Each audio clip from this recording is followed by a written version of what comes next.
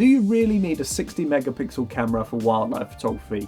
Or can you get away with something far less? Now, if we'd looked at this question 2 or 3 years ago, where we would have said that the higher megapixel camera provides a higher resolution, and as such it allows us to get more detail from our photos. However, what I'd like to try and explore in this video is AI upscaling.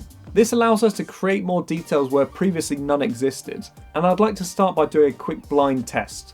Here are 2 photos, obviously heavily cropped as we might have to do with wildlife photography, and currently is a real strength for high megapixel cameras as you're still able to come away with a sharp image with lots of resolution. One of these photos is taken with a 60 megapixel camera, and one of these photos is taken with a 24 megapixel camera, which has been upscaled using AI. But before I answer which of these photos is which, let's quickly go over a couple of reasons why you might want a high megapixel camera for wildlife photography. The first of which I've already briefly alluded to, that is the ability to crop into your photos in post. This means that if the wildlife is slightly further away, or perhaps you're prevented from getting too close to the wildlife, perhaps by a physical barrier, perhaps you're shooting ducks on a lake, then this extra resolution allows you just to crop that bit further into your photos and still come away with a fantastic image. The ability to crop is also really useful when we want to think about recomposing our images. If we think when it comes to wildlife photography, we're often dealing with very unpredictable subjects. And as such, the ability to reframe our photos in post becomes incredibly important. But as with everything in this world, obviously there are some downsides to high resolution cameras as well. The biggest one when it comes to wildlife photography is that higher resolution cameras will often produce noisier images than lower resolution cameras. Now, this is an issue when it comes to wildlife photography, as a lot of the time we're dealing with shooting in low light conditions, so the noise performance of our camera becomes very, very important. And unless you have very good denoising software, then you might come away with noisier images and ultimately lose a little bit of that resolution that you were trying to get in the first place. And another point that I want to bring up in regards to high resolution cameras is actually not to do with the shooting process itself, but actually more to do with the storage afterwards. Obviously, higher resolution cameras will subsequently mean that we've got much larger file sizes that we're having to work with. That means we're going to have to invest more into our SD cards, which ultimately becomes slightly more expensive. On top of this, we're going to have to invest more into our storage when we want to offload these photos. And depending on how fast your laptop is, then this additional increase in the file size may also lead to slightly longer processing times.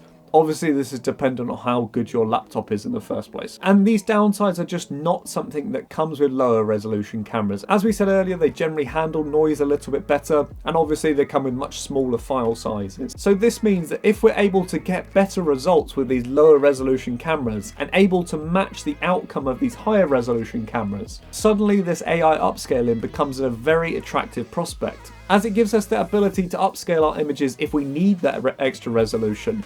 But if we don't need that extra resolution and we're happy with the image as is, then we're still getting all the benefits of the smaller file sizes in the first place. So in order to test this, what we're going to do is we're going to look at 2 different bits of upscaling software. The first of which is Aiarty, which is a specific software just used for upscaling our photos. They've also been kind enough to sponsor this video and provide a discount code for anyone who is interested in the software, and this can be found down in the description down below. On top of this, there's also free trials that you can do if you'd like to have a go with the software before purchasing it in the first place. And what I'm going to do as well is I'm going to put a link to all the photos that you see in this video as well, so that you can analyze the results for yourself. And the second piece of software is Lightroom's upscaling tool. I wanted to include this as well, as I thought it's probably the bit of software that most people watching this video will have, so it'll allow you to compare the results if you just want to use Lightroom, or if you think it's worth the money of purchasing a specific software, you can compare these 2 results. And what I'd like to start by doing is showing you just how easy it is to use these 2 different bits of software.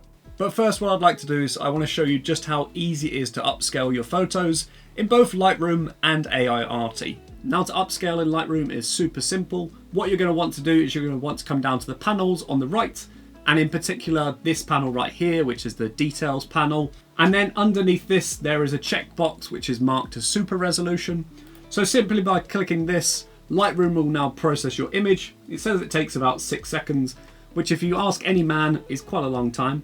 And that's it, that's really all you need to do. Lightroom has now processed your image, and it's now twice the original resolution. From here you can do any of the usual adjustments that you would expect with Lightroom, but one thing that you should know is that if you're using super resolution, then you can't also use denoise. It's now locked out, and if you wanted to denoise your image, you're going to have to do this manually. Let's now have a look at how you do the same process in AiArty. With AiArty, as soon as you drop your photo into the program, it's immediately going to start upscaling it, and the amount of upscaling will depend on how you've got your overall program set up, which I'll show you in just a minute. Okay, so that's now done. I would say it probably took about 30 seconds to a minute to process, and this with one photo is not too bad.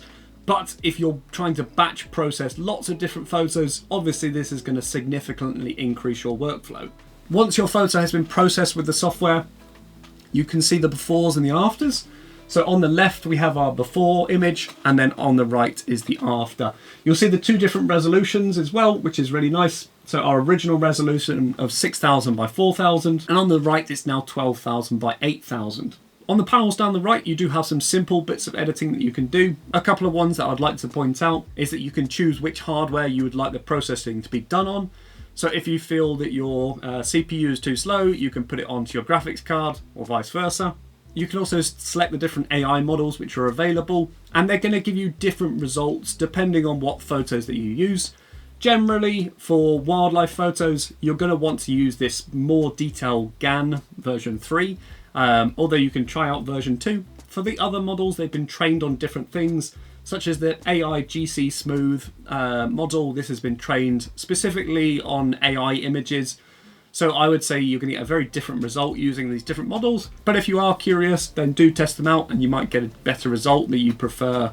Me personally, I prefer just the more natural look that this model gives me. You can also choose the amount of upscaling that you want to do, which is different to Lightroom, which only gives you the choice of doubling your resolution, upscale anywhere up to 8 times, or you can choose not to upscale at all, keeping the same resolution and using the denoising software which is built into this model, which I generally find is actually very, very good. And we're going to show some examples of that later in the video. The other thing that I'll use in this software is this color tool. It's very, very simple if you think about all the tools which are found in Lightroom by comparison. But this is enough just if the model is slightly off with the colors, just to bring it back to what I see as natural. And then I will export this photo and I will generally edit it back in Lightroom. Now from here, I like to export my images, as I said. From here, generally what I'll do is I'll change the file type to a DNG, and then I'll export them back into Lightroom, because this just gives me more room to edit when I bring it back into Lightroom. And then it's just simply a case of clicking export and the processing is done for you.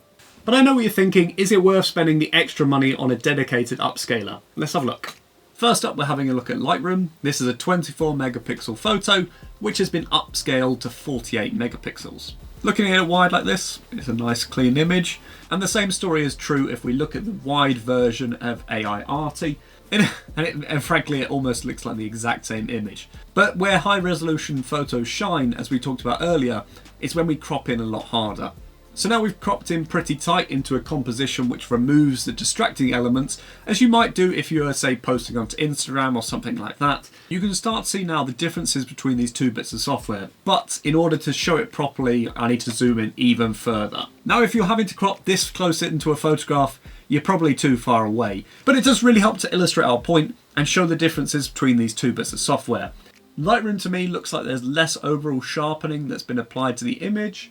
And the other interesting thing to talk about with these two images is that clearly AiArty is also denoising our photograph as well. And frankly, looking at how the image has been denoised, it's done quite a good job. So speaking of denoise, if we wanted to do the same amount of denoising in Lightroom, we'd have to be doing it manually. This is because in Lightroom natively, you can't use super resolution as well as the AI denoising. Now, one option that I potentially thought about was using third-party softwares and combining it with super resolution. And the one that I tried out was DxO. But I did find that there was an interesting interaction between Lightroom and DxO.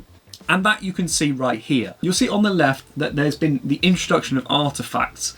This essentially looks like noise, but a little bit more patchy. Whereas if we compare that to AiArty on the right, where the super resolution and the denoising has occurred in the same software, we're not getting these same artifacts. So when it comes down to overall amount of detail, as well as the noise performance, I would say in this case, we have to give the win to AiArty. So here we have our two photos in front of us of our 61 megapixel camera and our 24 megapixel camera, which has been upscaled using AiArty. But now for the reveal. So if you said the one on the left was the 61 megapixel camera, kudos to you. But looking at both of these photos, I do genuinely think that both of them have produced absolutely fantastic results. And this is really apparent when we zoom in. If we look at both of these photos, you'll see that there is a fantastic amount of detail and resolution which has been produced by both the 61 megapixel camera as well as the upscale 24 megapixel camera. One difference that I'm noticing between the two photos is that there's a different amount of noise between the two of them. I tried to keep the ISO the same on both cameras, but you'll see on the left with the higher resolution camera that there's a little bit more noise in the photo. But not having put this photo through the upscaling, you would be able to denoise it through Lightroom's AI. And I think overall both of them have done a really good job. And I wanted to include this comparison as well, just so that you can see the difference between our original photo on the left and what AiArty has been able to achieve on the right. You'll see that it's overall reduced the amount of noise which is on our photograph, as well as introducing more sharpness and more detail. Now, one caveat with these AI models that I noticed when I was processing them is that the results are very dependent on the amount of light that you have in the first place. And this is really well demonstrated in this photo right here of Vera, who's a tiger I used to work with. If we look at the original photo and we look at the difference between the light areas on the left and the dark areas on the right, you'll see that the dark areas are generally showing a little bit more noise. And this same trend is true as we look into our AI models. When we look at the left eye, you'll see that it's a lot sharper and there's far less noise, when we compare it to the right eye, which just falls under slightly more shadow. So what are my final thoughts? Well, clearly we've seen that AI is able to introduce a lot of extra detail into our photos that weren't originally there. But we've also seen that currently some of the models still have little bits of artifacts which just need to be ironed out. Obviously, the great thing with AI is that the longer these models get worked on, the better the results are going to be. So I really think it's a tool that's worth people keeping an eye on. Now, I really hope you enjoyed this video. If you did, be sure to hit that like button down below. And finally, thank you very much for watching. I'll catch you in the next one.